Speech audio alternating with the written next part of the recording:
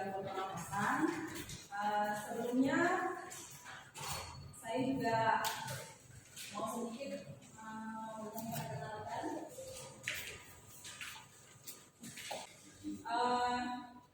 untuk menambah semangat kita lagi. Kalau saya bilang hai, halo, tetap hai. Oke, kalau saya bilang hai, kita bilang halo. Coba ya, biar tambah semangat semuanya. Lagi ini. Hello. Hai. Baiklah, materi yang akan saya bawakan hari ini adalah gangguan pernapasan. Kita akan memakan waktu kurang lebih 15 sampai 20 menit. Ya, 20 menit. Kurang lebih 20 menit. Saya akan mulai aja. Gangguan pernapasan.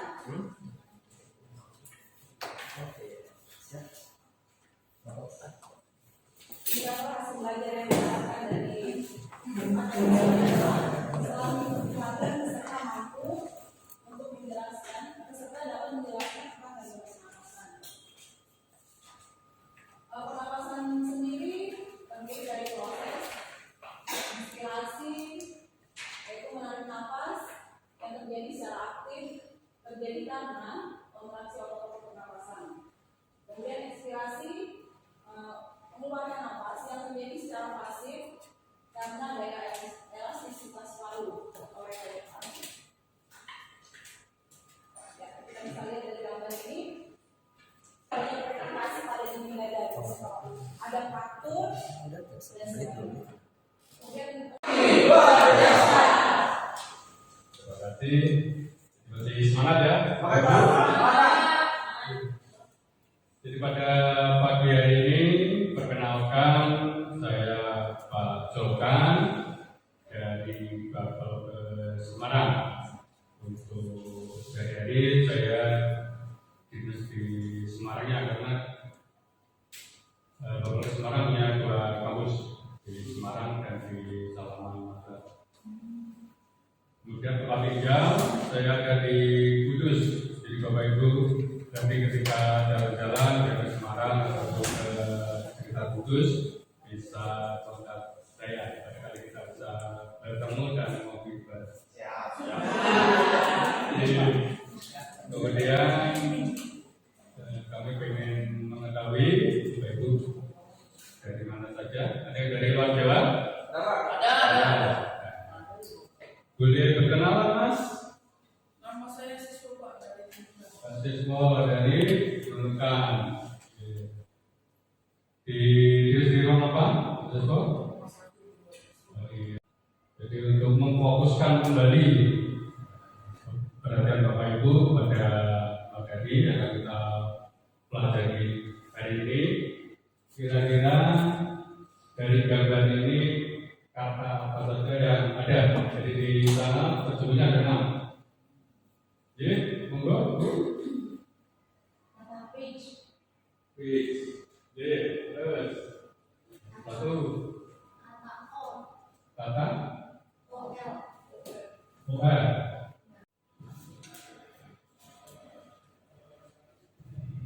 Assalamualaikum warahmatullahi wabarakatuh.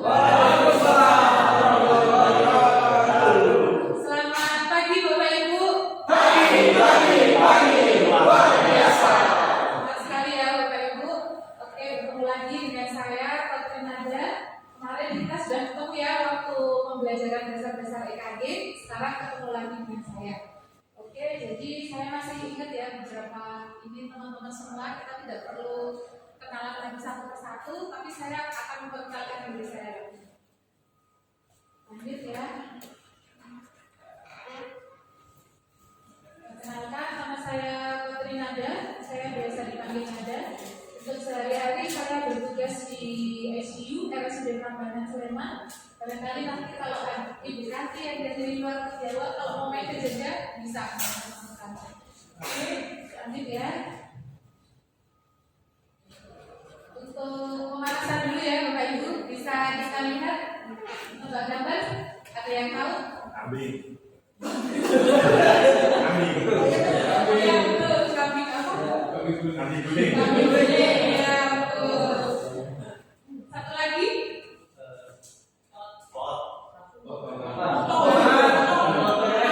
Potongan harga. Oke, lanjut ya. Baik, pada kesempatan kali ini selama 15 mungkin bisa di sana sudah bisa tahu kita dan terakhir kemarin di banjir Kudus ya di bulan Ramadan kemarin kita melakukan perabatan dan iftar bersama korban-korban banjir. Nah ini nomor kontak saya dan nah sebelum kita mulai materi kita akan merayakan dulu ya. EOS itu yaitu sebelum masuk rumah sakit bicara pelabelan. Pelabelan bisa menggunakan banyak cara, ada yang label dengan pita dan sebagainya. Ini bisa menggunakan label dua. Yang pertama yaitu hitam ya. Dengan label hitam itu kondisi pasien meninggal. Selanjutnya dengan label merah yaitu dengan pasien yang tidak berat, dan yang kuning pasien dengan cedera yang dipastikan tidak akan mengancam jiwanya dalam waktu dekat, jadi masih bisa hidup. Dan yang hijau pasien dengan cedera ringan. Untuk pelabelan biasa dari hospital. Nah, sedangkan untuk yang intra hospital di rumah sakit itu ada banyak macamnya. Yang pertama ada Australia, Manchester, yang Kanada, ada yang Amerika, yang Asia. Kemudian di rumah sakit bapak itu menggunakan ada yang menggunakan Asia, ada yang menggunakan ATS. Ini contohnya untuk yang di rumah sakit Tabanan kita menggunakan Pasien ketika dipanggil bisa menjawab lagi 100 kali per menit sampai 16 kali. Dari diskusi kelompok 2, labelnya adalah kuning. kelompok 1 ada tanggapan? Setuju. Ya. Ada pertanyaan? Pernah kerja di rumah sakit Abdul Wahab Sarani itu lulus D3 tahun 2000 ya. Tahun 2000 saya lulus D3, kerja di rumah sakit Al Wahab Sarani itu sudah dimasukkan di ruang ICU 4 tahun. 2004 saya ikuti tes CPNS, alhamdulillah lulus 2015 100%. Dan 2010 saya lulus S1 Nurse di Brawijaya. Dan pada saat itu begitu lulus sampai sekarang saya nggak dipindah-pindah di ruang ICU. Jadi tempat kerjanya itu memang ruang ICU. Pelatihan yang pernah saya ikutin itu macam-macam, dari pelatihan yang mengandung ilmu keperawatan sampai yang manajemen. Nah, alhamdulillah yang bisa saya sebutkan cuma pelatihan BPJS, asesor, manajer pasien, pelayanan pasien, PKID, PNKP, dan manajemen risiko. Dan nama HP saya juga. Jadi kalau misalkan ada yang mau bertanya, tapi bertanya tentang masalah materi ya, jangan tanya apa yang macam-macam. Karena saya sudah bersuami dan dua anak. Nah, lanjut ya. 15 menit ke depan kita akan membahas masalah sumbatan jalan nafas yang masuk ke saluran nafas. Ini biasanya kita makan, contohnya kita makan sambil berbicara. Ya, kita makan sambil berbicara, seharusnya itu udara masuk ke makanan itu masuk ke esofagus karena kita berbicara, akhirnya makanan tadi yang masuk ke esofagus larinya ke epiglottis terbuka ya, epiglottis terbuka larinya ke trakea sehingga terjadi sumbatan jalan nafas di trakea. Apalagi selain fokusannya itu ada inflamasi. Inflamasi berupa infeksi yang terjadi di saluran nafas bagian atas atau maupun infeksi yang terjadi di saluran nafas bagian bawah. Edema mukosa. Nah, edema mukosa ini sering terjadi pada kasus-kasus pasien dengan luka bakar. Biasanya ditandai itu kalau pasien luka bakar ya kita tahu bulu hidungnya itu hilang, ya itu terbakar. Karena apa? Ada yang tahu? Karena apa bulu hidungnya hilang? Ya karena dia menghirup udara panas tadi.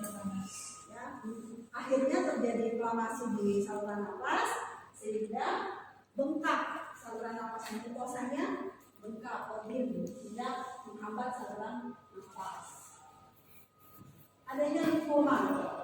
saya punya pengalaman nih Bapak Ibu. Kebetulan saya di ruang ICU itu dapat merujukan pasien dari ruang rawat inap dengan kasus tumor di leher. Nah, jadi bapaknya ini sudah pernah masuk ke ICU, sudah pernah maksud saya bukan masuk ke ICU, sudah pernah masuk ke kamar operasi untuk dioperasi tumornya karena terjadi keganasan, sehingga perlu lagi dikonsultasikan ke ICU untuk dilakukan tindakan definitif, yaitu pemasangan intubasi. Ya, saking dia besarnya itu tumor menghambat saluran nafas pasien itu, jadi koma ya. Dan yang terakhir adalah anafilaksis, reaksi alergi obat, alergi makanan, yang ini sangat berbahaya sekali. Jadi etiologi inilah yang bisa kita ambil contoh sebagai penyebab dari sumbatan jalan nafas. Masih semangat? Sudah ke saya senang. Tadi sudah 5 materi beruntun. Biasanya ini konflik tapi enggak. Saya senang sekali.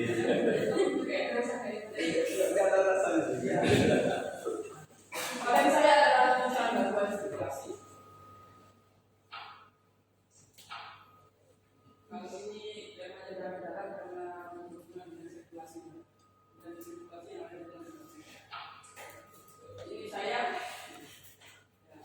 nama saya perkenalkan dulu, nama saya Siswa Marwanto. Kalau ini adalah pelatihan TOC,